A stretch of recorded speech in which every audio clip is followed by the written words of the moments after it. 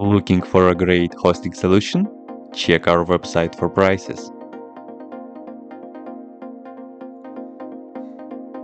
By default, MongoDB Compass is not included in the Ubuntu default repository, so you will need to download MongoDB Compass file from its download page. You can download it with this command.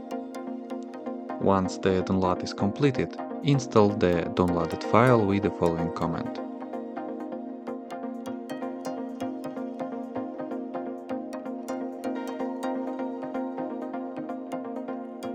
Now search for MongoDB Compass from the application menu as shown.